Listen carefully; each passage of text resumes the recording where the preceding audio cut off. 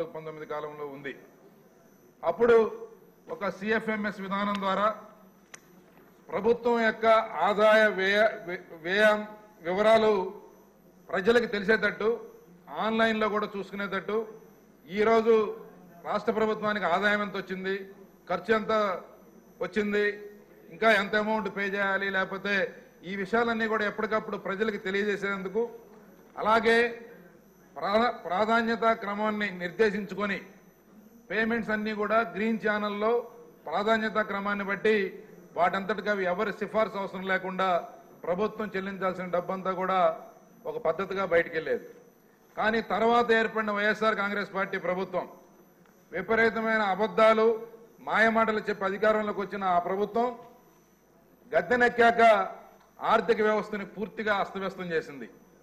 అప్పుడు ఒక comprehensive financial management system ఏదైతే ఉందో దాన్ని పూర్తిగా వారి చెప్పు చేతుల్లోకి తీసుకొని తాడేపల్లి ప్యాలెస్ కనుసన్నలో నుంచి ప్రభుత్వం యొక్క చెల్లింపులు జరిగాయి. ఆ రోజు అప్పటికే కాంట్రాక్టర్లకు చెల్లించాల్సిన డబ్బులు ఆపేయడం, అలాగే ఒకవేళ చెల్లించినా కూడా విపరీతంగా కమిషన్లు తీసుకొని ఆ యొక్క సొంత జేబు సంస్థలాగా ఖజానాని వాడుకున్నారు. అలాగే రాష్ట్ర వనరులు ఏదైతే రాష్ట్రానికి వచ్చే ఆదాయం కానీ ఇతర డబ్బును కూడా పూర్తిగా దారి మళ్లించడం, అలాగే లోపభూయిష్టమైన ఎక్సైజ్ ఇసుక విధానాల వలన ప్రభుత్వానికి రావాల్సిన ఆదాయాన్ని గండికొట్టడం, పరిమితికి మించి అధిక వడ్డీకి డబ్బులు అప్పు తీసుకురావడం, దాదాపు 10 లక్షల కోట్ల రూపాయలు వారు అప్పు చేయటమే కాకుండా కేంద్ర ప్రాయోజిత పథకాల నిధులు కూడా దారి మళ్లించి వాటికి కూడా ఖర్చు పెట్టకుండా యూసీలు సబ్మిట్ చేయకుండా కేంద్ర ప్రభుత్వం రాష్ట్రం మీద ఒక చిన్న చూపు చూసే విధంగా వారు పరిపాలన సాగించారు. ఈవెన్ పంచాయతీ నిధులను కూడా దారి మళ్లించి స్థానిక సంస్థలను పూర్తిగా నిర్వీర్యం చేశారు. దాదాపు 10,000 కోట్ల రూపాయలకు పైగా ప్రభుత్వ ఉద్యోగులకి చెల్లించవలసిన బకాయిలన్నీ కూడా పేరు పెట్టి ఆ యొక్క 1వ తారీఖు జీతం కూడా ఇచ్చే పరిస్థితి లేకుండా చేశారు. అలాగే చాలా పనులకు సంబంధించిన బిల్లులు కూడా పెండింగ్ పెట్టి దాదాపు సుమారుగా 1,00,000 కోట్ల రూపాయలకు పైగా ప్రభుత్వం చెల్లించవలసిన బకాయిలు ఉన్నాయి. ఇలాంటి పరిస్థితుల్లో మరలా 2019లో తెలుగుదేశం ప్రభుత్వం అలాగే జనసేన బీజేపీ కూటమి ప్రభుత్వం అధికారంలోకి వచ్చింది. ఇంత అస్తవ్యస్తమైన ఈ యొక్క పరిస్థితిని సరిదిద్దగలిగే సమర్థత కేవలం చంద్రబాబు నాయుడు గారికి మాత్రమే ఉందని చెప్పి ప్రజలు విశ్వసించడం ద్వారా ఈరోజు మనకి దీని మీద కొత్తగా ఏర్పడిన ప్రభుత్వం మరలా పని మొదలుపెట్టి ఇప్పటికే ఈ 150 రోజుల్లో చాలా విప్లవాత్మకమైన మార్పులు తీసుకొచ్చి పరిపాలనలో పారదర్శకతతో పాటు బడ్జెట్లో కూడా ఒక పారదర్శకత తీసుకొచ్చి ఇప్పటికే చాలా వరకు కొంత స్ట్రీమ్ లైన్ చేశారు. ఇంకా చేయవలసింది ఉంది.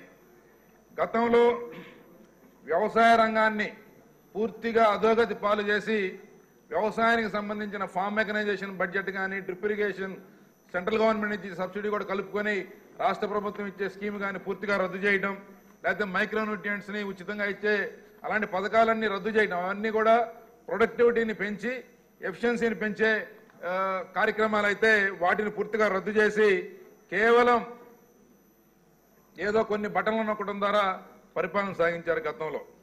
కానీ ఈరోజు మరలా ఆ పథకాలన్నీ కూడా పునరుజ్జీవం పొంది మరలా రైతాంగానికి బ్రహ్మాండంగా దాదాపు 43,000 కోట్ల రూపాయలతో మొన్న మన గౌరవ మంత్రి వారి లక్ష్మీనాయుడు గారు కూడా ప్రత్యేకమైన వ్యవసాయ బడ్జెట్ని అందులో ప్రవేశపెట్టడం జరిగింది. అలాగే గతంలో ఏదైతే విద్యుత్ రంగాన్ని పూర్తిగా గత 2019-24 మధ్య వారి యొక్క చేతగానితనంతో వారి యొక్క దురాశ ఆలోచనలతో విద్యుత్ రంగాన్ని పూర్తిగా భ్రష్టు పట్టించి 8-9 సార్లు కరెంటు బిల్లు పెంచడమే కాకుండా 1,000 కోట్ల రూపాయలు అదనపు భారాన్ని ప్రజల మీద వేసి ఒక నాణ్యత లేని విద్యుత్తునివ్వడం ద్వారా పరిశ్రమలు కూడా మూతపడే పరిస్థితి ఉంది. ఈ 150 రోజుల్లోనే ఎంతో బ్రహ్మాండంగా ఆ విద్యుత్ రంగాన్ని మరలా రివైవ్ చేసి ఆ యొక్క సమస్యలన్నింటినీ కూడా తీర్చి నాణ్యమైన విద్యుత్ ఇవ్వాలి. అలాగే మనము తయారు చేసే విద్యుత్ కూడా గ్రీన్ ఎనర్జీ కావాలి, పొల్యూషన్ తక్కువ ఉండాలి. అలాగే భవిష్యత్తులో కరెంటు బిల్లులు పెంచే అవసరంగానే లేకుండా ఒక పద్ధతి ప్రకారం ప్లాన్ చేసుకొని పరిపాలన సాగిస్తున్నారు. దాంట్లో భాగంగానే నిన్ననే మన ప్రభుత్వం దాదాపు 65,000 కోట్ల రూపాయలతో బయో సిఎన్జి ప్లాంట్లు నెలకొల్పడానికి మన రాష్ట్రంలో దాదాపు 500 ప్లాంట్లు 65,000 కోట్ల రూపాయల పెట్టుబడితో రిలయన్స్ సంస్థ ముందుకు రావడం, దాన్ని కూడా నిన్ననే ఎగ్జిక్యూట్ చేయడం జరిగింది. వీటన్నిటినీ కూడా ఒకసారి గమనిస్తే ఈ అస్తవ్యస్తంగా ఉన్న ఈ పరిస్థితిని సరిదిద్దడానికి మన ప్రభుత్వం ఏర్పడిన వెంటనే అన్నీ కూడా శ్వేతపత్రాలు రిలీజ్ చేయడం, అలాగే పాలసీలు ఇప్పటికే ఇండస్ట్రియల్ పాలసీ కానీ, food policy, tourism policy, drone policy, అలాగే ఈ యొక్క గ్రీన్ ఎనర్జీ పాలసీ, ఇవన్నీ కూడా మన ప్రభుత్వం డిజైన్ చేసుకొని రాబోయే 5 సంవత్సరాలతో పాటు భవిష్యత్తుకి కావాల్సిన అడుగుల్ని ఇప్పుడే వేసే విధంగా విజన్ 2047 డాక్యుమెంట్ని పెట్టుకొని ముందుకెళ్తా ఉంది. అలాగే ఇప్పుడు ఏదైతే మొత్తం కూడా ప్రపంచం అంతా కూడా టెక్నాలజీ చుట్టూ తిరుగుతూ ఉంది కాబట్టి టెక్నాలజీని అందిపుచ్చుకోవడంలో చంద్రబాబు నాయుడు గారి సమర్థత ప్రపంచానికి అందరికి కూడా తెలుసు. కాబట్టి ఈ డ్రోన్ కానీ, లేకపోతే ఆర్టిఫిషియల్ ఇంటెలిజెన్స్ కానీ, లేకపోతే ఇంకా బిగ్ డేటా అనాలిసిస్, వీటన్నిటిని కూడా ఉపయోగించి పరిపాలన సేవలు ప్రజలకి అందించడమే కాకుండా ప్రొడక్టివిటీ పెంచి రాష్ట్ర ఆదాయాన్ని కూడా పెంచేదానికి ఈ యొక్క వీటన్నిటి కూడా ఉపయోగించుకోవడం.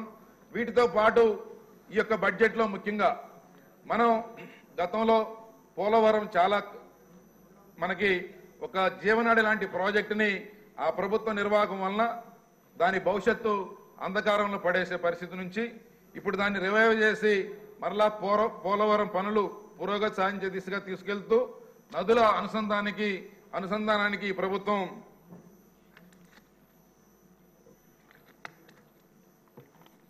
ప్లాన్ చేస్తాము సార్. అలాగే టూరిజం కానీ